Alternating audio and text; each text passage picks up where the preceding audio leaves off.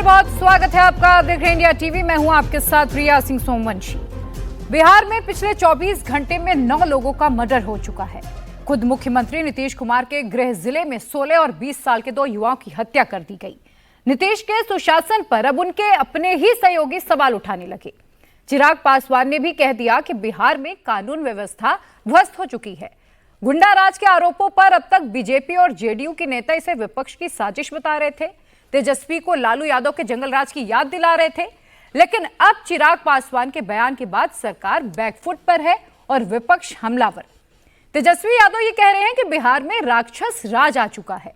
कांग्रेस अध्यक्ष मल्लिकार्जुन खड़गे बिहार को क्राइम कैपिटल बता रहे हैं। चारों तरफ से पड़ रहे प्रेशर के बाद सरकार भी एक्शन में आई। Businessman Gopal Khemka murder case के एक आरोपी का एनकाउंटर कर दिया गया, जबकि इस मामले का मास्टरमाइंड अशोक साह और शूटर उमेश अरेस्ट हो चुके हैं। बिहार के डिप्टी सीएम विजय कुमार सिन्हा ये कह रहे हैं कि अपराधियों का एनकाउंटर भी होगा और उनके घर बुलडोजर से भी ढाए जाएंगे। उन्होंने एक बहुत इंपॉर्टेंट बात की। विजय सिन्हा ने कहा कि उन भ्रष्ट अधिकारियों पर भी कार्रवाई होगी जो लापरवाही बरत रहे हैं। हालांकि बीजेपी के नेता ये क्राइम के पीछे सियासी साजिश का भी आरोप लगा रहे हैं। हकीकत चाहे जो भी हो, लेकिन इस बात से इनकार नहीं किया जा सकता कि बिहार में पिछले कुछ दिनों में क्राइम का ग्राफ बढ़ा है और इसे रोकने की जिम्मेदारी सरकार के ऊपर है। आज मुकाबला में हम इसी पर चर्चा करेंगे। मेरे साथ कुछ खास मेहमान भी जुड़ेंगे, लेकिन उससे पहले आपको दिखाते हैं बिहार में अपराध को लेकर किस तरह से राजनीति हो रही है। देखिए जरा। बिहार में इसी साल के आखिर में विधानसभा चुनाव होना है, लेकिन उससे पहले सूबे में सियासत का गर्म मुद्दा क्राइम कैपिटल है। नीतीश सुशासन बाबू कहे जाते हैं, लेकिन इस वक्त विपक्ष उन्हें कुशासन बाबू बता रहा है। नीतीश की सियासी किताब पर क्रिमिनल्स दाग लगाने की कोशिश कर रहे हैं। नीतीश विपक्ष को जवाब तक नहीं दे पा रहे हैं और इसकी वजह ये 5 तस्वीरें हैं। गोपाल खेमका की हत्या से ही नीतीश सरकार पर सवाल उठ रहे थे, लेकिन 24 घंटे में 10 हत्याएं कर दी गई। पटना, पूर्णिया, मुजफ्फरपुर, नालंदा, गोपालगंज, इन 5 जिलों में 10 हत्याएं हो गई हैं। जिस लालू के जंगलराज के तंग आकर पब्लिक ने नीतीश को चुना, क्या आज वही जंगलराज नीतीश राज में भी लौट रहा है? देखिए, अपराधी बेलगाम हो चुके हैं। नीतीश कुमार जी ने अपनी नैतिकता को बेच दिया है और अपराधियों ने जो है इनकी नैतिकता को खरीद लिया है। इसलिए सत्ता में बैठे लोग जो हैं, अब तक मुख्यमंत्री जी सामने आकर के एक शब्द भी बिहार में बढ़ते अपराध के बारे में आज तक एक शब्द नहीं कहा कि मौजूदा 20 साल में इतना अपराध बढ़ा है, क्या हो रहा है। ये पूरी तरीके से बिहार में राक्षस राज आ गया है। बिहार चुनाव से पहले जिस तरह राजधानी पटना में अशोक खेमका का पुलिस चौकी से 500 मीटर की दूरी पर मर्डर किया गया, वो नीतीश सरकार और पुलिस का फेलियर बताता है। और यही फेलियर नीतीश के विरोधियों के लिए चुनाव में संजीवनी बूटी बन सकता है। पटना पुलिस ने गोपाल खेमका हत्याकांड के जो दोषी हैं उनको गिरफ्तार किया है। जब तक पुलिस की ओर से कोई खुलासा नहीं किया जाता है, कारणों को नहीं बताया जाता है, सारे चीज़ों को स्पष्ट नहीं किया जाता है, इस पर कोई भी प्रतिक्रिया देना उचित नहीं। लेकिन पूरे बिहार में जो हाहाकार मचा हुआ है, चीख पुकार चित्कार है, अब तो कानून व्यवस्था पूरी तरह से चौपट हो गया है। हालांकि सरकार अभी भी इस बात को मानने को तैयार नहीं है। जेडीयू और बीजेपी दोनों सरकार और पुलिस का बचाव कर रही है। कह रही है कि बिहार में साजिश के तहत क्राइम कराए जा रहे हैं ताकि उसका चुनाव में फायदा लिया जा सके। नीतीश कुमार को बदनाम करने के लिए एक षड्यंत्र रचा जा रहा है कि आतंक फैलाओ, अपराध करो और अपराध राजनीतिक संरक्षित अपराध, ये कुछ लोग साजिश करके नीतीश कुमार को बदनाम करने के लिए कर रहे हैं, जिसका पर्दाफाश भी अब होने वाला है। एक गैंग के थ्रू, राजनीतिक गैंग के थ्रू, ये सोची समझी बिहार के कई कोनों में इस ढंग का उपद्रव करके बिहार सरकार को बदनाम करने की कोशिश कर रहे हैं। जरा तेजस्वी जी अपने पिता का और माता के राज को भी जरा याद देखे ना। जहां संगठित गिरोह होता, अपराध होता था, जहां अपहरण का उद्योग चलता था, हर दूसरे तीसरे दिन अपहरण होता था, हर महीने कोई न कोई नरसंहार होता था, जरा उसको याद करें ना। भुला गए? कहाँ थे उस समय? तो बहुत छोटे होंगे ना, उनको कुछ याद भी नहीं होगा, और अगर याद होगा भी तो याद करना नहीं चाहते होंगे। और इसी पर आज मुकाबला में हम करेंगे बहस। इस पर चर्चा करने के लिए मेरे साथ तमाम खास मेहमान जुड़ चुके हैं। सबसे पहले उनका परिचय आपसे करा देती हूं। सैयद जफर इस्लाम प्रवक्ता हैं बीजेपी के, अभिषेक झा प्रवक्ता हैं जेडीयू के, अब से कुछ ही देर में हमें ज्वाइन करेंगे। इसके अलावा अरविंद वाजपेयी एलजेपीआर के प्रवक्ता हमारे साथ जुड़ चुके हैं। नवल किशोर प्रवक्ता आरजेडी के हमारे साथ जुड़े हुए हैं। विवेक कुमार प्रवक्ता जनसुराज के अब से कुछ ही देर में हमारे साथ जुड़ चुके हैं। आदिल हसन एआईएमआईएम का पक्ष रखने के लिए हमारे साथ जुड़ेंगे। जफर इस्लाम साहब, शुरुआत आपके साथ। अभी तक आप कह रहे थे कि ये विपक्ष की साजिश है, सब कुछ बता रहे थे, लेकिन अब आपके सहयोगी खुद सवाल उठा रहे हैं कि बिहार में कानून व्यवस्था ध्वस्त हो चुकी है, अपराधियों का मनोबल अपने चरम पर है। क्या कहिएगा इस पर अब? देखिए, अपराध तो अपराध है। हम कोई अपराध को सपोर्ट थोड़ी करने वाली पार्टी है। हमने कभी नहीं कहा कि अपराधियों के साथ जिस तरह से आरजेडी संरक्षण देती थी उस तरह से हमें सपोर्ट करना है। हम तो अपराधियों के खिलाफ है, अपराध के खिलाफ है। आंकड़े उठा के देख लीजिए, गृह मंत्रालय से जो आंकड़े आते हैं कि 2004 के क्या आंकड़े थे और आज क्या है। ठीक है, अपराध हुआ है, कुछ क्राइम हुआ है, लेकिन क्राइम को सख्ती से निपट रहे हैं, हम सख्ती से निपटेंगे भी। मैं ये नहीं कहूंगा कभी भी कि क्राइम जो हुआ है उसके बारे में कि ये क्राइम को किसी तरह से कोई और तरह से दिखाने की कोशिश करेंगे। क्राइम इज अ क्राइम, और क्राइम के खिलाफ सरकार किस तरह से रवैया रखती है वो इंपॉर्टेंट है। देखिए, पूरे देश के हर स्टेट को उठा लीजिए, हर जगह कुछ ना कुछ क्राइम होते हैं, लेकिन स्टेट का क्या रिस्पांस रहता है वो इंपॉर्टेंट है। अब वेस्ट बंगाल में क्रिमिनल क्राइम करता है, लेकिन वहां के एडमिनिस्ट्रेशन, लोकल लेवल पे एडमिनिस्ट्रेशन और सरकार जो है, मुख्यमंत्री जो है वो है सपोर्ट करती है। उसी तरह से और भी कुछ स्टेट में जहां पर इस तरह से सपोर्ट जो है वहां के सरकारें करती हैं, जो अपोजिशन की सरकार है, जैसे झारखंड में।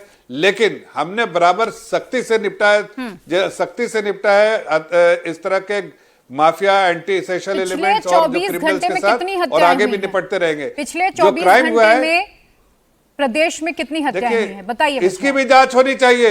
ये जांच हो रही है। आप सर, कितनी हत्याएं हुई? देखिए प्रिया जी, ये बात सही है कि क्राइम हुई, नहीं बता रहा हूं, नहीं, जो कि आप बार बार दिखा रही हैं, 10 हत्याएं हैं, बार बार दिखा रही हैं।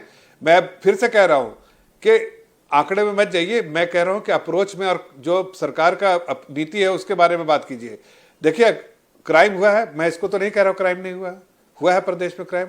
ऐसे क्राइम और भी जगह हुए होंगे, लेकिन किस तरह का, जैसे इसी प्रदेश में देखिए, बिहार में जब 2005 के पहले जब क्राइम होते थे तो कौन करता था भाई? अभी आप सुना ललन सिंह जी को कि वो तो मुख्यमंत्री आवास से ही आदेश आते थे, वहीं से यही कहकर तो सत्ता में आए ना कि जंगल राज को खत्म कर देंगे। दिया जाता 20 साल आपको जनता ने दिया है सर, 2005 से 2025 20 साल दिया ना जनता ने। मैं आऊंगी प्रिया जी, तो मैंने आपसे कहा ना प्रिया जी, नहीं एक सेकंड, और मैंने कहा ना कि 10 सेकंड में आप अपनी बात साफ लफ्जों में कह रहे हैं कि हमारी सरकार, एनडीए की सरकार बिल्कुल सख्ती से निपटेगी। और जो गृह मंत्रालय का आंकड़ा भी देख लीजिए, क्राइम घटा है। मैं आपको आंकड़े बताऊंगी सर, कोई कंपटीशन नहीं चल रहा है। लेकिन अगर आज भी कोई क्राइम हुआ तो आंकड़े कम हो जाए तो पेट थपथपा दी जाए, शाबाशी दी जाए। कानूनी कार्रवाई, प्रतियोगिता तो खैर नहीं है। क्राइम होता है, आंकड़े जो भी हो, क्राइम होता है, ये तो आप कहेंगे ना। नवल किशोर जी, मैंने कब कहा? जफर इस्लाम साहब कह रहे हैं कि भाई पहले तो मुख्यमंत्री आवास से ही आदेश आया करते थे, जो अपराधी थे उन्हें सत्ता का संरक्षण प्राप्त था, और कम से कम अब अगर हमारी सरकार आई है तो एक्शन तो हो रहा है।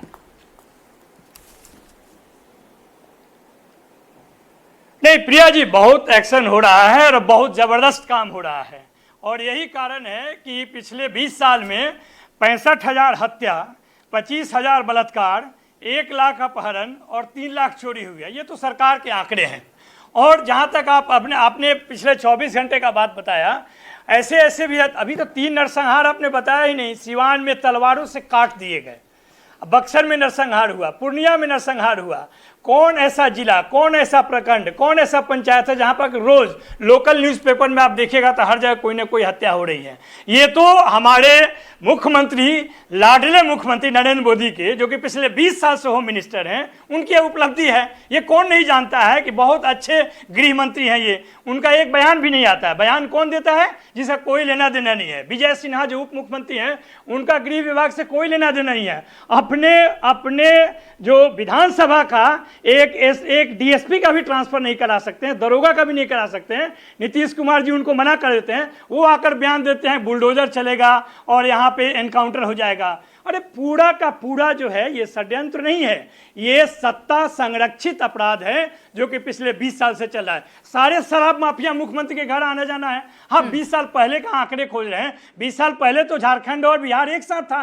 झारखंड अलग होने के बाद आंकड़े देख लीजिए, कंपेयर कर लीजिए, लगातार अपराध बढ़ा है। और आप दूसरे की बात क्यों कर रहे हैं? आप 20 साल से सत्ता में हैं, अगर कोई आपका विपक्षी कर रहा है उसको पकड़िए। किसने मना किया आपको? आपके राज में तो नेता प्रतिपक्ष के घर के आसपास गोली चलती है, मुख्यमंत्री के घर के आसपास गोली चलती है, डीजीपी के घर के आसपास गोली चलती है, और आप कहते हैं कि बहुत खुशहाल है, यहाँ पे कोई अपराध नहीं है, अपराध से कोई बड़ी घटना नहीं है, यहाँ पर एक्शन होता है। कौन सा एक्शन होता है? बहुत सीरियस मसला है।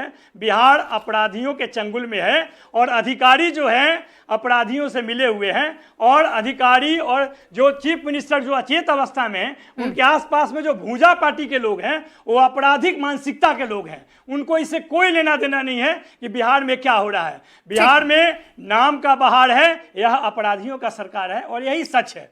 ठीक, विवेक कुमार जी, जनता विश्वास करे तो किस पे करे? जंगल राज को खत्म करने का वादा करके जो सत्ता में आए, इस वक्त जो हालात बने हुए हैं और चुनाव को ज्यादा वक्त नहीं बचा है, पटना सुरक्षित नहीं है जो बिहार की राजधानी है। नहीं, बहुत बहुत धन्यवाद प्रिया जी। मतलब इस डिबेट का देखिए क्या मतलब है। बहुत लॉपसाइडेड डिबेट है। इसमें बाकी सारे लोग एक तरफ हैं जो कभी जंगल राज का हिस्सा रहे थे, चाहे वो जंगल राज 1 हो या जंगल राज 2 हो, और जनता की आवाज बनकर हम लोग यहां पर हैं। मैं आंकड़े की बात तो नहीं करूंगा, जो भाजपा के प्रवक्ता बैठे हैं, जो ज्यादातर ये लोग चाल चरित्र चेहरे की बात करते हैं, इनको पता ही नहीं है कि क्या चल रहा है, कितना क्राइम हो रहा है, कितने 24 घंटे में मौतें हो गई, किसके घर में रेप हो गया। और प्रिया जी, ये सब रिपोर्टेड डाटा है। अनरिपोर्टेड कितनी मौतें हो रही हैं, कितने अवैध शराब के कारण मर रहे हैं, कितनी बच्चियों का रेप हो रहा है, इसका तो किसी को कोई अंदाजा नहीं है। ये सब रिपोर्टेड डाटा है। और मैं आकर यहां पर अब ज्ञान नहीं दूंगा कि कितना मर्डर हो गया, कितना रेप हो गया, क्योंकि लिए प्रिया जी, किसी के परिवार की बच्ची का रेप हुआ है, ये उनके लिए आंकड़ा नहीं है। कोई पूरा का पूरा परिवार बर्बाद हो गया है, ये उनके लिए आंकड़ा नहीं है। और महत्वपूर्ण बात यह नहीं है कि बिहार में क्राइम बढ़ गया है, वो तो सब लोग जान रहा है प्रिया जी, बिहार की जनता उसको भोग रही है। हमारे और आपके लिए न्यूज में ये डिबेट का मसला हो सकता है, लेकिन बिहार की जनता के लिए ये सच्चाई है। लेकिन हम और आप इस बात को समझें कि ये हो क्यों रहा है, उस बात को, जड़ को समझें। बुखार जब होता है तो वो इन्फेक्शन बताता है, ये हो इसलिए रहा है क्योंकि लिए जब नेता के मन में जनता का डर खत्म हो जाए, अधिकारियों के मन में सरकार का डर खत्म हो जाए, और गुंडों के और अपराधियों के मन में, उनके मन में प्रशासन का डर खत्म हो जाए, तो आता है जंगल राज 2.0। और जैसे जंगल राज अगेन ये हुआ है। और जो बाकी प्रवक्ताएं बोल रहे हैं प्रिया जी, आज नीतीश जी अगर कूद कर इधर आ जाएं तो इनको यही बिहार स्विट्जरलैंड और नॉर्वे लगने लग जाएगा। बिहार की जनता को इस बात को समझने की जरूरत है कि आज के डेट में कोई बिहारी सुरक्षित नहीं है, अगर और कोई इनकी आवाज नहीं बनी हुई है। बिहार में विपक्ष है ही नहीं, इसीलिए ये डर का माहौल और सुरक्षा का माहौल फैला हुआ है। बिहार की जनता की आवाज अभी कोई नहीं। अभी कल नीतीश जी निर्णय ले प्रिया जी और इधर आ जाएंगे साथ, तो इनको बिहार नॉर्वे लगने लग जाएगा, बिहार नीतीश जी विकास पुरुष लगने लग जाएंगे। अरविंद वाजपेयी, ठीक है, अरविंद वाजपेयी, मुख्यमंत्री नीतीश कुमार आके ये कहते हैं कि अपराधी कोई भी हो बख्शा नहीं जाएगा, समीक्षा बैठक करते हैं, सब कुछ होता है। 48 घंटे का वक्त भी नहीं बीतता है और 9 मर्डर हो जाते हैं। सुनिएगा, 48 घंटे भी सर नहीं बीते हैं। कौन चला रहा है बिहार को? देखिए, इसीलिए तो हमारे अध्यक्ष चिराग बाबू ने ये बात कही कि ये हत्याएं जो बढ़ती जा रही हैं, ये गंभीर विषय है और सरकार के लिए भी चिंता का विषय है। लेकिन इसके साथ साथ एक और बात है कि खेमका साहब को जिसने सुपारी दे के मरवाया है वो एनकाउंटर में ढेर हो चुका है, 2 अपराधी पकड़े गए हैं। देखिए ये एक मामले में सर, एक मामले में मैंने आपको 24 घंटे में 9 हत्याएं गिनाई हैं। आप मुझे बता दीजिए कि उन 9 घटनाओं में कितनी गिरफ्तारियां हुई हैं। हो सकता है मैं अपडेटेड नहीं हूं। मैं उसी का जवाब दे रहा हूं ना, मैं उसी का जवाब दे रहा हूं कि ये चुनाव की बेला पे कुछ महीनों से ये क्राइम क्यों बढ़ रहा है। इसलिए तो मैंने कहा कि ये साजिश है, इसको भी देखना पड़ेगा। मुख्यमंत्री जी से निवेदन करेंगे कि फौरन इस एंगल से भी जांच पटी जाए कि क्राइम रेट क्यों बढ़ा चुनाव की बेला पर। और जहां तक इस सरकार का जो क्लीन इमेज है वो इसी वजह से है कि मुख्यमंत्री निवास से किसी की हत्या नहीं हो रही है, या कोई कार किडनैप करके वहां नहीं बिठाई जा रही है कि शादी है तो गाड़ियां उठा लो शोरूम से। ये मुख्यमंत्री की क्लीन छवि इसलिए है कि निष्पक्ष जांच हो, कानून अपना काम करे और फौरन अपराधी पकड़े जाए। मुझे बताइए पूरे विश्व में कौन सा ऐसा शहरी जहां क्राइम नहीं होते, लेकिन नहीं होने चाहिए। हम इस बात को कह रहे हैं और होने नहीं चाहिए, उससे पहले रोकना भी चाहिए। इसीलिए हमने बार बार कहा कि चिंता का विषय है और मुख्यमंत्री जी बाकायदा एक्शन में आ गए हैं। अपराधी पकड़े जा रहे हैं, अपराधी को सजा दी जाएगी, उनके सही मुकाम पर पहुंचाया जाएगा। और जनता से अपील है जी के पुत्र का 7 साल पहले अपराध हत्या हुआ। आऊंगी मैं आपके पास नवल किशोर जी, दूंगी मैं मौका। कानून व्यवस्था पूरी तरीके से इंटैक्ट है। सर अगर कानून व्यवस्था पूरी तरीके से दुरुस्त है तो जमीनी हकीकत क्यों नहीं नजर आती, बताइए जरा। हमने कहा जनता आपको क्यों चुनी थी, जनता क्यों सत्ता में लेकर आई थी, यही सोचकर ना। जिस जंगल राज का डर आपने दिखाया था, लालू यादव का डर आपने दिखाया था कि जंगल राज है, 6 बजे के बाद लोग घर से बाहर नहीं निकलते, यही तमाम बातें आप लोग करते थे ना। अरे तो वो स्थिति यहाँ नहीं है, यहाँ हर दिन दहाड़े सर जुड़ गया है। रेप की घटना है, लूटपाट की घटना है, मर्डर की घटना है, दिन दहाड़े हो रही है, तो सत्ता से सवाल तो पूछा जाएगा। मैंने अभी आपके दर्शकों को कहा कि ये गहरी चिंता का विषय है कि चुनाव की बेला पर ये अपराध कौन बढ़ा रहा है। क्या ये कहीं जानबूझ के तो कृत्य नहीं किए जा रहे हैं। चलिए आएगा इसका भी नतीजा सामने आएगा, लेकिन हम इसकी ढाल के पीछे छिपेंगे नहीं। सरकार को और मुस्तैदी से काम करना होगा। ठीक है, सरकार को उस स्थिति में बदलाव लाना होगा कि जिससे कि बिल्कुल बिहार पुलिस की इस वक्त एक प्रेस कॉन्फ्रेंस चल रही है, पहले वो सब सुनते हैं। घटना प्रतिवेदित हुई थी। आवाज नहीं आ रही है, क्यों नहीं आ रही? ठीक है सर, ऑडियो कैमरा का ठीक है सर, आवाज नहीं आ रही है। ठीक है बोलिए। खत्म करके ये लोग करते रहेंगे सब अपना। तो इस घटना के संबंध में एसटीएफ और पटना पुलिस की एक संयुक्त एसआईटी गठित की गई। जो भी घटना स्थल से क्लूज मिले, सूत्र मिले, उसको विकसित करते हुए जितनी तकनीकी तौर तरीके अनुसंधान के हैं, सीसीटीवी सर्विलांस और जितने सारे मोबाइल ट्रैकिंग वगैरह वगैरह जो हमारे सीसीटीवी सर्विलांस के कैमरे लगे हुए हैं, उसके आधार पर तकनीकी अनुसंधान किया गया अहरनिश 24 घंटे। और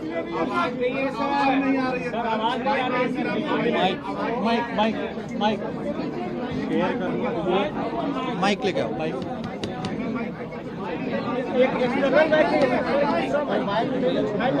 एक कोई माइक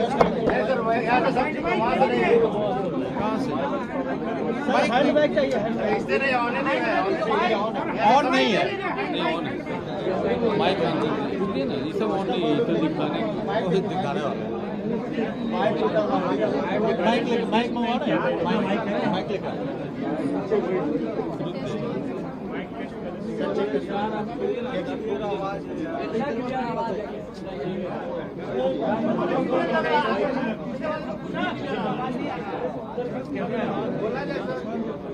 आवाज नहीं आ रही है,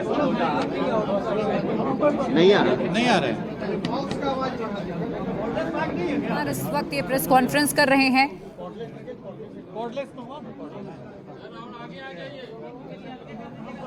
तो बिहार के डीजीपी विनय कुमार इस वक्त प्रेस कॉन्फ्रेंस कर रहे हैं। गोपाल खेमका हत्याकांड में आपको बता दें कि आज 2 गिरफ्तारियां भी हुई हैं और इस पूरे मामले के मास्टरमाइंड की भी गिरफ्तारी हो चुकी है। उसके अलावा जो शूटर है जिसे सुपारी दी गई थी उमेश, वो भी अब पुलिस की गिरफ्त में है। और डीजीपी विनय कुमार ने ये बताया भी पहले कि तमाम जो टेक्निकल एविडेंस थे उसके आधार पर ये गिरफ्तारियां हुई हैं और एक आरोपी का एनकाउंटर भी आज किया गया है। तमाम जो सीसीटीवी हैं वो खंगाले जा रहे हैं। खेमका मर्डर केस पर बिहार पुलिस की प्रेस कॉन्फ्रेंस हो रही है। खेमका मर्डर केस में एसआईटी का गठन किया गया था, जांच की जा रही थी। 4 जुलाई को बिहार के बड़े कारोबारी की पटना में गोली मारकर गोपाल खेमका की हत्या कर दी गई थी। इस मामले को लेकर सरकार सवालों के घेरे में थी और अब आपको बता दें पुलिस ने इसे सुलझाने का दावा किया है। इस मामले में आज 2 लोगों की गिरफ्तारी हुई है, जबकि वैज्ञानिक और तकनीकी अनुसंधान के आधार पर जो घटना स्थल से सूत्र प्राप्त हुए थे, जो वहां पर लगे कैमरे से जो सूत्र प्राप्त हुए थे, जो मोटरसाइकिल के संबंध में जो सूचनाएं दिखी थी, जो शूटर था उसका जो हुलिया मिला था, जो कपड़े पहने थे, इन सभी के आधार पे पूरे शहर के जो सीसीटीवी कैमरे थे उसे एक के बाद एक सबको लेकर के और उसको तकनीकी साक्ष्य संग्रहित किया गया।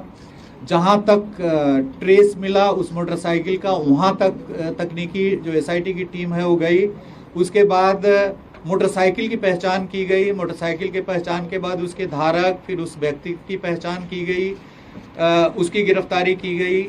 उससे पूछताछ के बाद अन्य आयामों को इस पे उद्घाटित किया गया है। इस संबंध में जो घटनाएं हुई है ये पूरे इस गोपाल खेमका जी की हत्या के परिप्रेक्ष्य में, इसके संबंध में पटना सीनियर एसपी आपको विस्तार से अभी बताएंगे कि किस प्रकार से इन्होंने किया है। और इसके बाद यदि कोई सवालात होंगे तो यहाँ पर एडीजी ऑपरेशन कुंदन कृष्णन जी, range IG Patna Jitendra Adana जी और पूरी पटना की टीम और एसटीएफ की टीम है। जो भी आपके प्रश्न होंगे उसका हम लोग उत्तर देने का प्रयास करेंगे। तो इस संबंध में जो बारीकी से अनुसंधान की जो बारीकी जो प्रक्रिया है उसके संबंध में पटना सीनियर एसपी आपको ब्रीफ करेंगे। Thank you. Hand over to CCTV का माइक है हैंडल।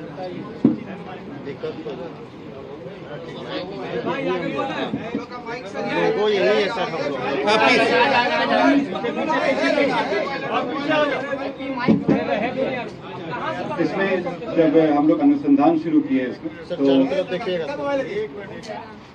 जब अनुसंधान शुरू किया गया तो जहाँ पे घटना हुई थी उसके बाद सीसीटीवी का अवलोकन किया गया और वैज्ञानिक अनुसंधान प्रारंभ करते हुए जहाँ पे रिट्रीट हुआ था उस डायरेक्शन में आगे बढ़ा गया।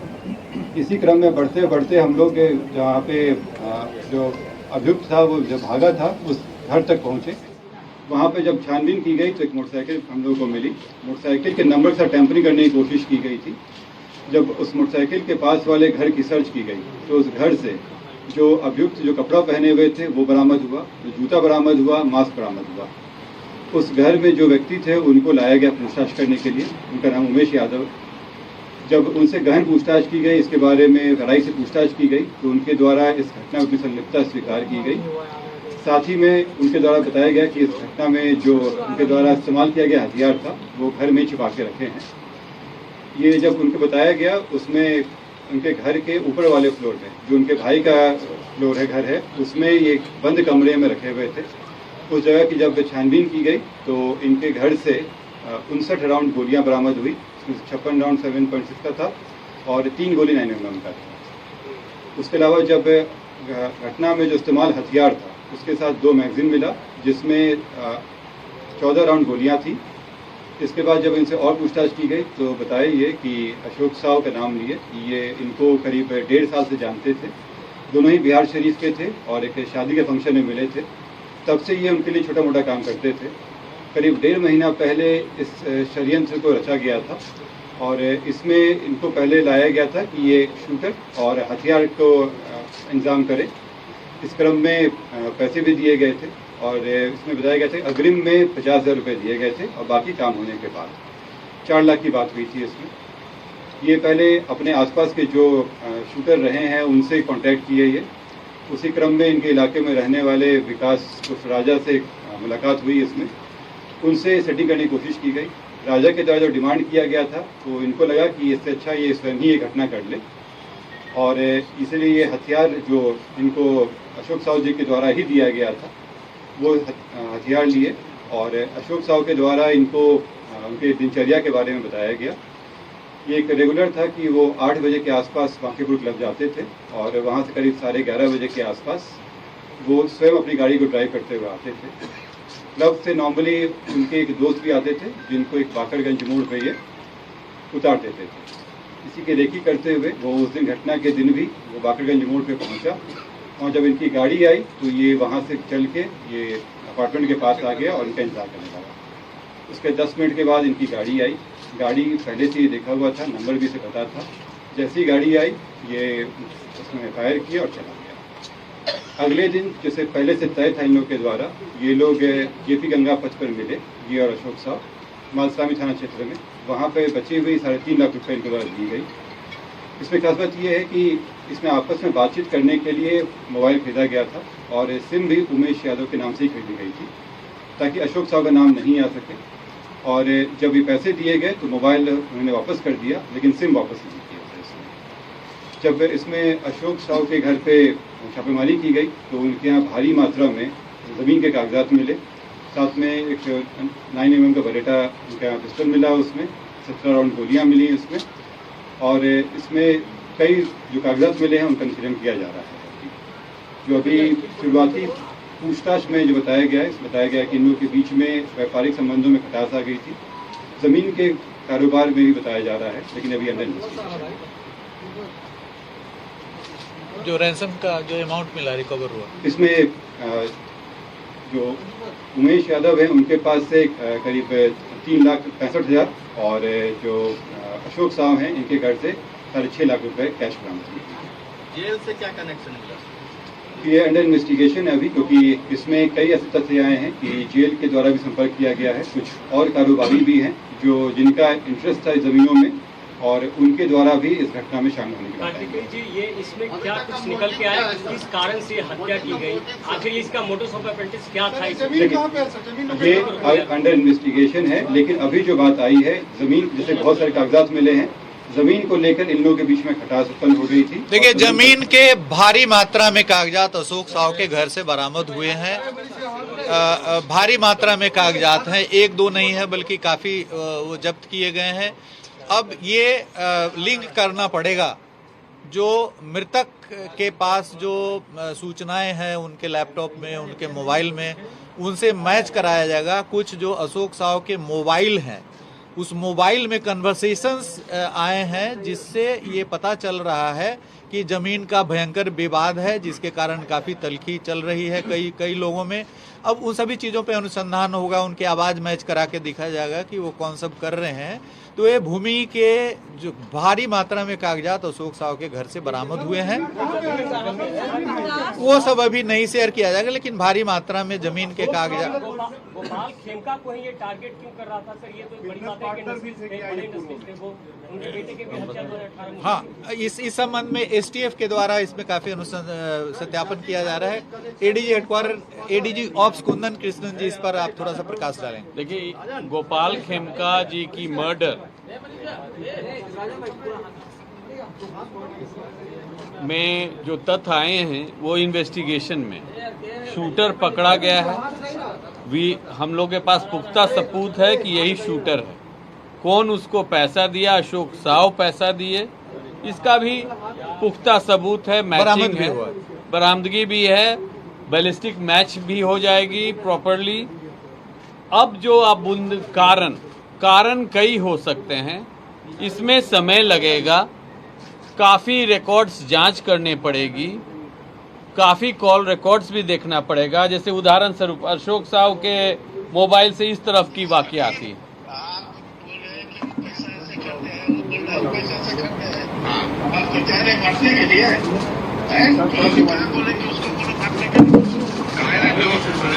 बोले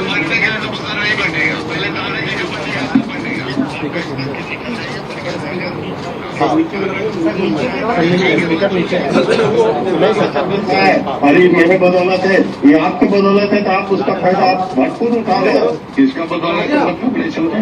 आप ही बोले कि मेरे बदौलत है, एक वजह पर बेनिफिट हम उठा रहे हैं, बेनिफिट हम उठा रहे हैं, हम उठा रहे हैं बेनिफिट। आज भी बोलते हैं सुनो बता देते हैं, उन्होंने हम बता रहे हैं आपको बात हमसे नहीं, हम कोई चीज क्या फालतू कर रहे हैं, पहले यही बताओ ना हमको, क्या फालतू कर रहे हैं तुमसे बात बताओ तो। हम यही बोल रहे हैं, अरे चीज यही ना बोले, तुम कागज हमको दे दीजिए, पेपर सब तैयार करके दे दीजिए, फाइल करके भेज दीजिए। कागज जो देगा तो ना हम देंगे, अच्छा नहीं देगा तो सर्टिफाइड को जिम्मेदार हम रहेंगे। अरे भैया नहीं देगा तो ये तो नहीं बोलना है, वो जवाब देगा, जैसे मिंटू नहीं दे रहा है। क्या चीज क्या बोले आप आनंदपुर में संजय को 1.5 करोड़ देंगे? किसको बोले गए भाई? कौन भी चोट बोलता है, माधव चोट भी हम बोले गए, बताओ तो किसको बोले गए कि हम 1.5 करोड़ रुपया देंगे? कौन बोला है तुमको? कौन बोला है? के सामने में है। अरे तुम अभी बोलो ना, अभी बहुत कॉन्फ्रेंस से बात करा देते हैं, कॉन्फ्रेंस से। तो इस तरह तो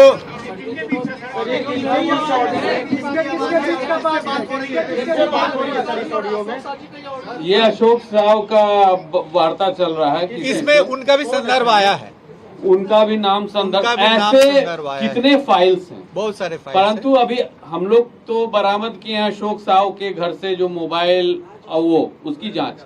हमको खेमका साहब की भी मोबाइल, कई फोन थी, लैपटॉप, क्या डीलिंग्स थी, कि किस पर्टिकुलर प्लॉट या फाइनेंशियल ट्रांजैक्शन को लेके विवाद है। दोनों बड़े व्यवसायी हैं।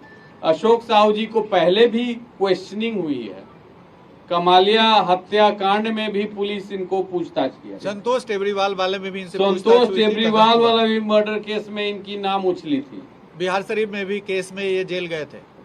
अशोक साहू बिहार शरीफ के केस में इनके भाई का 2 हथियार अभी जब्त है वहाँ पे, और ये जेल भी गए थे बिहार शरीफ में कोल्ड स्टोरेज के विवाद को लेकर के 2006 में। तो इनकी ऐसा माने ये इनका भी आपराधिक इतिहास है अशोक साहू जी का। डीजीपी साहब, एक सवाल ये है कि और क्या कनेक्शन है उसका इस केस में? नहीं, ये जो आप देख रहे हैं कि जो बातचीत चल रही है तलखी से, जो इनके अशोक साहू के मोबाइल से निकला है, तो ये स्पष्ट रूप से लग रहा है कि जमीन वगैरह को लेकर के फाइनेंशियल गंभीर विवाद है। इस पर अभी अनुसंधान हो रहा है, लेकिन इसी परिप्रेक्ष्य में ये हत्याएं हुई हैं और सुपारी दी गई है। सवाल ये है कि आपने जो सवाल पूछा है में सर एक पैटर्न दिख रहा है, विकास उर्फ राजा का, गुंजन खेमका की हत्या हुई 2018 में, गोपाल खेमका की हत्या हुई 2-4 दिन पहले, उसके बाद उनके छोटे बेटे पर भी अटैक हुआ था जो रिपोर्ट नहीं की गई, बड़े भाई पर भी अटैक हुआ जिनको चोटें आई। तो क्या आपको लगता है कि ये सारे 4 जो अटैक्स हुए ये इंटरलिंक्ड हैं और ये एक रिवेंज के तहत इन पर पिछले 6-7 साल से कार्रवाई की जा रही थी? नहीं, जो गुंजन खेमका हत्याकांड की बात आप कर रहे हैं, उसमें मैं सीआईडी से काफी बल्कि उद्भेदन सीआईडी नहीं किया था 2018 में। वैशाली जिला से समय करीब 20 दिन हो गया था, केस नहीं खुल रहा था, तो तत्कालीन डीजीपी केएस द्विवेदी और मैं एडीजी सीआईडी स्वयं गया था वहाँ पे घटनास्थल पे, और काफ़ी समय देकर के उसमें अनुसंधान हुआ था, और चंद 1 महीने के अंदर में उसमें चार्जशीट समर्पित किया गया था 4 लोगों पे। और उसके जो शूटर थे, जो अभिषेक वर्मा उर्फ मस्तू, 2021 में बाईपास थाने में उनकी हत्या हो गई, 2 लोगों की हत्या हुई थी, सुनील और इनकी, उस कांड में भी चार्जशीट हुआ है। तो जो शूटर थे गुंजन हत्याकांड की, और वो भी जमीन विवाद में ही गुंजन की हत्या हुई थी। एक बिस्कुट फैक्ट्री की जमीन थी हाजीपुर महुआ रोड पे, तो बिस्कुट फैक्ट्री वहाँ पे नहीं लग पाया था, तो उस जमीन को कई सारे क्रेता थे जो उसको खरीदना चाह रहे थे। गुंजन खेमका के मोबाइल में भी मिला था उस प्लॉट का पूरा डिटेल्स, और उसके बाद उसमें कई सारे जो लोग कंपटीशन चल रहा था उस खरीदने के लिए, तो उस जमीन विवाद के परिप्रेक्ष्य में उनकी हत्या वहाँ पे हाजीपुर औद्योगिक थाना में हुई थी।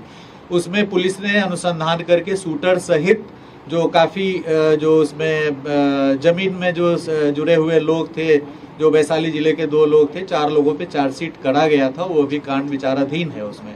और उसमें जो अभिषेक उर्फ मस्तू था, उसका नागालैंड का एक लाइसेंस था, नागालैंड से लाइसेंस उसको मिला हुआ था पिस्टल का, ऑल इंडिया लाइसेंस था, उसको भी जब्त करने के लिए नागालैंड प्रशासन को उस समय हम लोगों ने लिखा था। बाद में वो न्यायालय के आदेश पर वो पिस्टल मुक्त हो गया था और उसमें काफ़ी सारी आगे की कार्रवाई हुई थी। बट उस केस में हम लोगों ने त्वरित अनुसंधान करके उसमें चार्जशीट किया था और 2018 में हम लोगों ने इनके परिवार की सुरक्षा के लिए अंगरक्षक मुहैया कराया था, जो 2024 तक इनके पास था। 28 जून 2024 को इनके द्वारा स्वेच्छा से अंगरक्षक को लौटा दिया गया था। उसके बाद भी जो हमारी राज्य स्तरीय सुरक्षा समिति है, जुलाई में लौटाने के 1 महीना बाद फिर से अंगरक्षक मुहैया कराने का आदेश पारित किया, लेकिन उसके बाद अंगरक्षक रखने की इनकी इच्छा नहीं थी, स्वेच्छा नहीं थी, तो ऑब्वियसली हम लोग अंगरक्षक नहीं दिए थे। तो उस समय जो केस दर्ज हुआ था गुंजन खेमका हत्याकांड, उसका पूर्ण रूप से अनुसंधान करके चार्जशीट उस समय समर्पित कर दिया गया था। शूटर की पहचान हो गई थी, जिस कारण से विवाद था उसका भी सॉल्यूशन हो गया था। उसके बाद इनके भाई पर एक गोली चलाई गई थी गाड़ी में, उसमें कोई घायल नहीं हुआ था, उसके संबंध में भी कांड दर्ज हुआ था। उस समय गुंजन खेमका हत्याकांड के कुछ समय पूर्व, 2 वर्ष पूर्व वो घटना हुई थी, मुझे स्मरण हो रहा है। उसमें नहीं पता चल पाया था कि किसके द्वारा किया गया है कांड। बट इसमें जो ये गोपाल खेमका जी वैशाली वाला जो गुंजन खेमका हत्याकांड था, उसमें कॉम्प्लेनेंट थे, वादी थे, और उस केस में जो डेट है वो 15/7 को सेकेंड डेट पड़ने वाला है। 2 डेट पड़ा है अभी तक उसमें चार्जशीट के बाद, एक था 2022 में और एक अभी 15 जुलाई 2025 को गुंजन खेमका हत्याकांड का डेट वैशाली जिले के न्यायालय में पड़ा है उसमें। और मेन शूटर की हत्या हो गई है और इसमें जो ये कंप्लेनेंट थे इनकी भी हत्या हो गई है। तो उससे भी जोड़ करके इसको देखा जा रहा है, उस पहलू को भी पूरी तरीके से अनुसंधान किया जाएगा कि उससे जुड़े कहीं लोग जो अभी जेल में हैं या जेल से बाहर हैं, एक तो शूटर की हत्या हो गई है, तो बाकी जो लोग हैं उनकी भी इसमें भूमिका है या नहीं है। सुबह में जो उसके संबंध में जोनल आईजी पटना बताएंगे। इस कांड के अनुसंधान के दौरान पुलिस के द्वारा जो सभी पहलू थे उन पर अनुसंधान किया गया था और उसमें जो शूटर है उसके द्वारा स्पष्ट किया गया था कि उसके लिए इस कांड को करने के लिए पहले उसने विकास उर्फ राजा से संपर्क किया था, और जो सामान्यतः एक आपराधिक छवि का व्यक्ति है और हथियार इत्यादि सप्लाई करने का काम करता है। उसमें भी काफ़ी सारे ऐसे जो हत्या और गोलीकांड हैं उनके अंदर में शामिल रहा और उससे इसने हथियार प्राप्त करने का कोशिश किया था और उसके पास में हथियार उपलब्ध रहता है। इस मामले में पुलिस जब एक टीम थी उसने इस विकास उर्फ राजा के ठिकाने पे दबिश करी, तो उसने वहाँ पर पुलिस के ऊपर में वहाँ से भागते हुए पुलिस के ऊपर में फायरिंग की, जिसके अंदर में जो सुबह जो घटना हुई है मुठभेड़ की, उस घटना में वो मारा गया है। और इसके साथ ही क्योंकि इस प्रकार के जो तत्व हैं जो हथियार उपलब्ध कराते हैं और अराजकता फैलाते हैं, तो पुलिस का स्पष्ट उनको संदेश देना चाहते हैं कि उनके साथ में कड़ाई से जो पुलिस उनके विरुद्ध में कड़ी से कड़ी कार्रवाई करेगी और जो भी इस प्रकार के जो आपराधिक तत्व हैं जो इस प्रकार की आपराधिक घटनाओं में शामिल होना चाहते हैं, उनके लिए भी संदेश है कि जो पुलिस अपने किसी मामले में पीछे नहीं हटेगी। जहां पर भी पुलिस के ऊपर में हमला किया जाएगा तो पुलिस जो है विधि सम्मत अपनी कार्रवाई करेगी।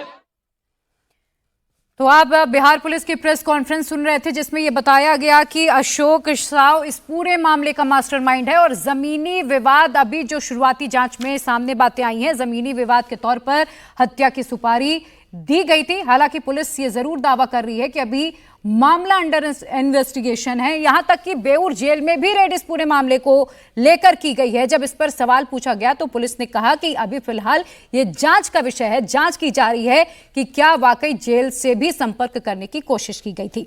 आपने सुना, मेरे साथ तमाम मेहमान भी जुड़े हुए हैं। अभिषेक का मैं रुख करना चाहूंगी। अभिषेक झा ने अभी थोड़ी देर से ज्वाइन किया है। अभिषेक, पटना में दिन दहाड़े जो नेता प्रतिपक्ष हैं उनके घर के बाहर फायरिंग हो जाती है, लगातार एक के बाद एक हत्याएं हो जाती हैं। अभी तक सिर्फ एक मामले में एक्शन हुआ है। सरकार कर क्या रही है? गृह विभाग तो खुद मुख्यमंत्री के पास है, नीतीश जी की चुप्पी क्यों है?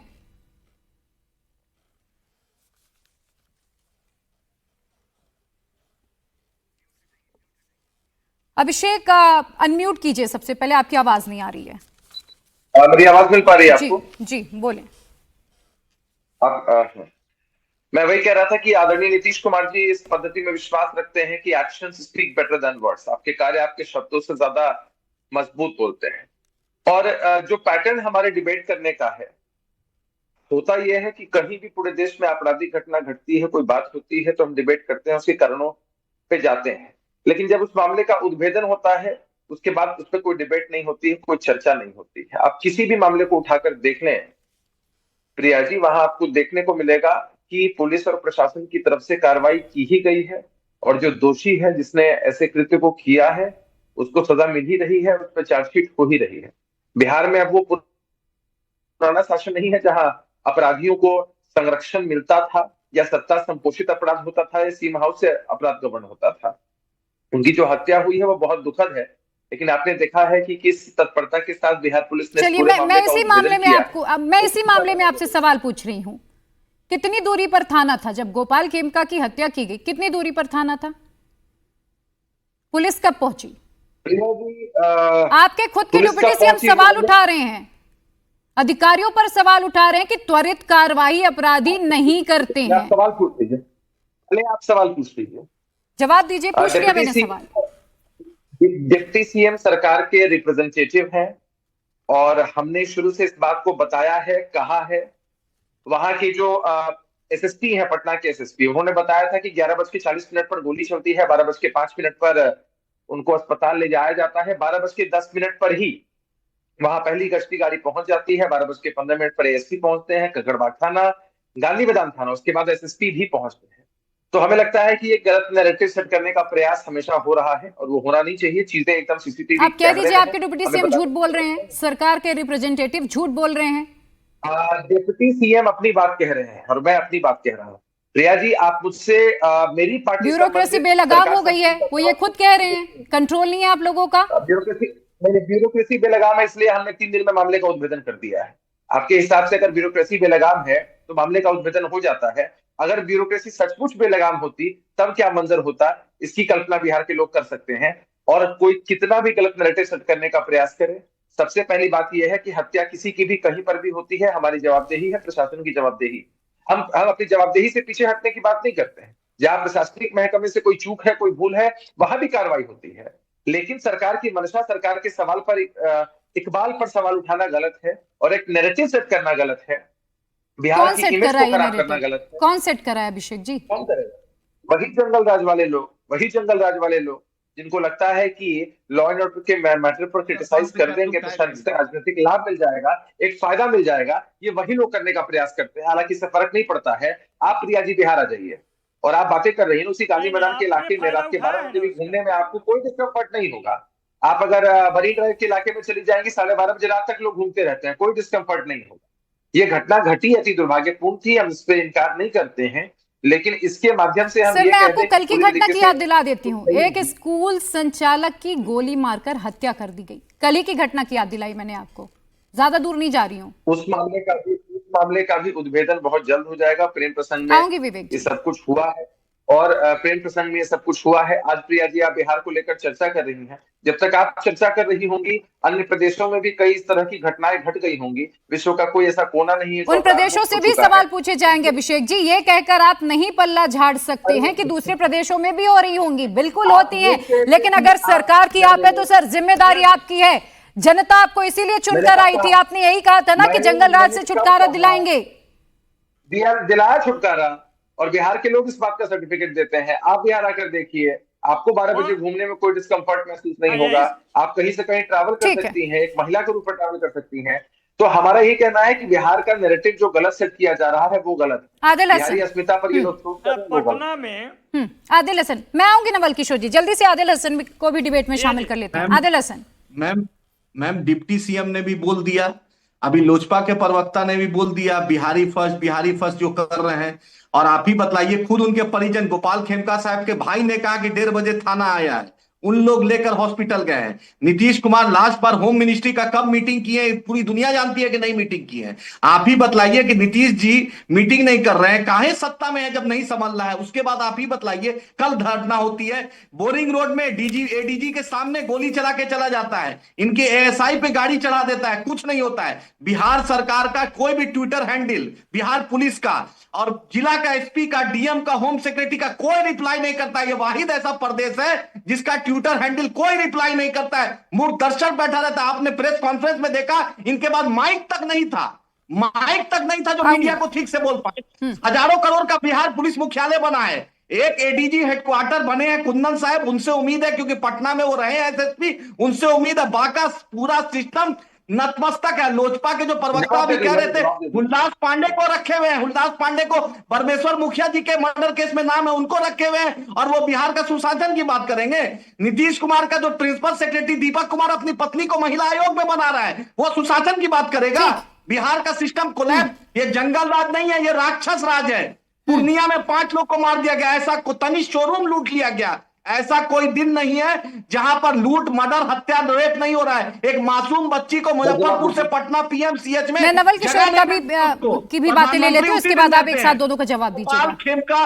गोपाल खेमका एक नवल किशोर थे, उनका मर्डर हो रहा है। ठीक है, मैं आऊंगी विवेक जी, आपके पास में आऊंगी। नवल किशोर, डीके की मौज, क्योंकि डीके ही असल बॉस। डीके टैक्स के कारण बिहार में अराजकता चरम पर है, डीजीपी सीएस बेबस, कानून व्यवस्था ध्वस्त। तेजस्वी यादव का ये ट्वीट है। डीके टैक्स क्या है, डीके की मौज, डीके ही असल बॉस है। कौन डीके? अगर सब कुछ पता है तो बताइए ना। सेक्रेटरी है मुख्यमंत्री के, देखिए डीके प्रिंसिपल सेक्रेटरी मुख्यमंत्री के, बिना पैसा के। अटल जी, नवल किशोर से सवाल है, बोलने दीजिए। जिसको भी ट्रांसफर और पोस्टिंग चाहिए, डीके को बिहार का एक एक अधिकारी जिसको क्रीम पोस्टिंग मिलती है उसको मालूम है, और डीके टैक्स देकर वो पोस्टिंग लेता है, इसलिए अपराध सर पे है। डीके साहब को अपनी निजी फायदे जितने उठाने उठा सकते हैं। जो नीतीश कुमार, जो कि गृह मंत्री हैं 20 साल से, उनके आसपास में जो भिंजा पार्टी के लोग बैठे हुए हैं, वो अपने दामाद को और बेटे बेटी को सेट करने में लगे हुए हैं। गिरती हुई जदयू की से फायदा उठाने में लगे हुए हैं, भाजपा के करीब जाने में लगे हुए हैं। तो बिहार की जनता तो त्रस्त रहेगी। यहाँ 4-4 जिलों में नरसंहार होता है, पूर्णिया में, सिवान में, बक्सर में, नालंदा में, उनके गृह जिला में हो जाता है। और इस तरह की घटनाएं एक नहीं, रोज हो रही है। और आप करें कि सरकार चल रहा है, ये विजय कुमार सिन्हा को तो रिजाइन कर देना चाहिए। ये सवाल उठाने से पहले उस सरकार में आप बने क्यों हैं? चिराग पासवान जी को या तो रिजाइन ले लेना चाहिए होम मिनिस्टर से, नहीं तो दे देना चाहिए सरकार से। इनकी हिम्मत नहीं है, सिर्फ सत्ता के लाभ के लिए लोग जुड़े हुए हैं, इनको बिहार से कोई मतलब नहीं है। इसीलिए बिहार को अपराध प्रदेश बना दिया है, पलायन प्रदेश बना दिया है, बेरोजगार प्रदेश बना दिया है। फिर सड्डी राजनीति आयोग कहती है। और क्राइम के मामले में तो मैंने अभी पहले बताए हैं कि आंकड़े क्या हैं। तो ये मिला जुलाकर यह सरकार एकदम आईसीयू में चली गई है। इसको हटाने के लिए बिहार की जनता तैयार है। तब सरकार के ऊपर से चुनाव आयोग के द्वारा एक कोशिश किया जा रहा है कि सरकार किसी तरह फिर से इनके बने, जो कि हो नहीं सकता। विवेक कुमार, इसके बाद सैयद जफर इस्लाम, और फिर मैं अभिषेक जा से सबका जवाब लूंगी। प्रिया जी, बहुत बहुत धन्यवाद। पहले तो आप इतनी असर्टिव हैं। आरजेडी का इस मुद्दे पर कुछ भी बोलना is like pot calling the kettle black.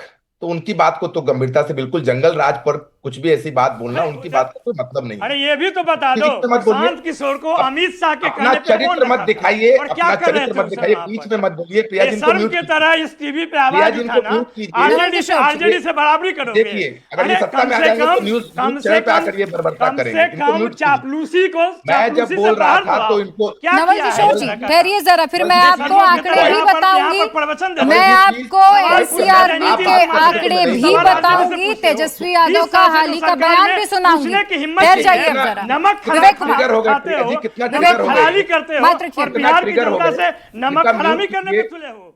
कितना ट्रिगर हो गए भाई। Vivek Kumar, pot calling the kettle black, तो इसीलिए इनको बोलने का कोई मतलब नहीं। बता रहे हैं कि कितना बेशर्म हो तुम, और तुम्हारे नेता कितने बेशर्म हैं। पूरा न्यूज देख रहा है, इतनी डरते हो। अगर ये सत्ता में आ जाएंगे तो ये सत्ता में आ जाएंगे तो घुस के मुझे मारने लग जाएंगे। प्रिया जी, प्लीज इनको डिसेंसी दिखाइए। इनको बोलिए म्यूट करने के लिए, प्लीज इनका म्यूट कीजिए। तुम्हारे से आदमी को ठीक इनको म्यूट नवल कीजिए। किशोर जी, देखिए, पर्सनल अटैक नहीं, और सुनिएगा देखिए, फिर बोलिएगा, जवाब दीजिएगा, दूंगी मैं आपसे देखिए, जवाब। देखिए, ठीक, बोलिए maintain- बोलिए बोलिए, आपको कोई नहीं रोकेगा। मेंटेन सम डिसेंसी और नेशनल चैनल। यार ये कौन आदमी है भाई? और ये ठीक से बात करना चाहिए कि तुमको ठीक कर देंगे, तुमको मार देंगे, तुमको ठोक देंगे, ये इनकी भाषा है। तुमको ठोक देंगे, तुमको मार देंगे, तुमको ठीक कर देंगे। बिहार की जनता देख रही है इनको, यही इनकी भाषा है। एनीवे, मैं पॉइंट पर आता हूँ प्रिया जी, मैं पॉइंट पर आता हूँ। पॉइंट ये है कि एट टाइम्स आई फील, अरे आप बोलिए बोलिए, आपकी आवाज आ रही है, बोलिए। मेरे भाई हाथ जोड़ रहे हैं, बंद कर लो भाई, सब न्यूज दिख रहा है। अकेले में बात कर लेना ऐसे, अभी सब देख रहे हैं, न्यूज देख रहे हैं, न्यूज चैनल देख रहा है भाई।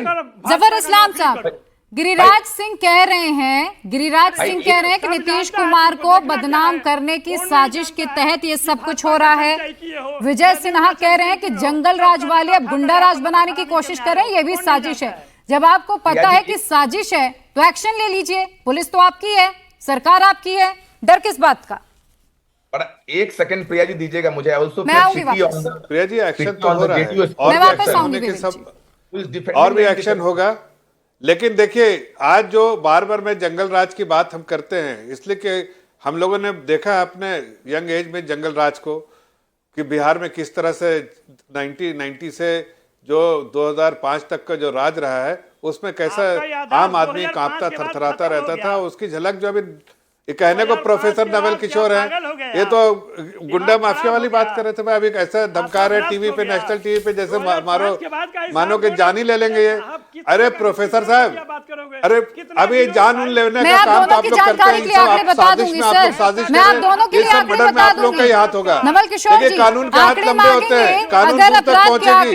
नवल किशोर जी आपको भी दे दूंगी और सैयद जफर इस्लाम आपको भी दे दूंगी, आंकड़े मैं आप दोनों को प्रोवाइड कर दूंगी, कहिए तो पढ़ के सुना दूं। सुनिए, इनका मुंह चुप कराइए, इनके पास बोलने के लिए कुछ नहीं है। ये सिर्फ इस तरह की बातें जिनको दूसरे को बोलने नहीं देना। हकीकत ये है कि इनको भी अच्छे से पता है नवल किशोर जी, क्या आपकी सरकार जब रही थी तो किस तरह से आतंक मचा के रखा था आप लोगों ने बिहार में, लूट खसोट हर तरह। अब आप देखिए, प्रोफेसर है, आपका तो मान सम्मान करते थे, लेकिन आज देखा जो आपकी असली झलक, तो मैं भी घबरा गया भाई, बिहार में क्या होगा अगर आपकी सरकार आ गई। लोग तो आप तो ऐसे साजिश करके लोगों को मार रहे हैं, ऐसे मारेंगे। अभी तो कौन से बैठे थे, सज्जन बैठे थे, वो आपसे हाथ जोड़ रहे हैं और आप उनको मारने की बात कर रहे हैं। जनादेश चोरी करते हो, शर्म नहीं आती है? अरे भाई, शर्म नहीं आती है?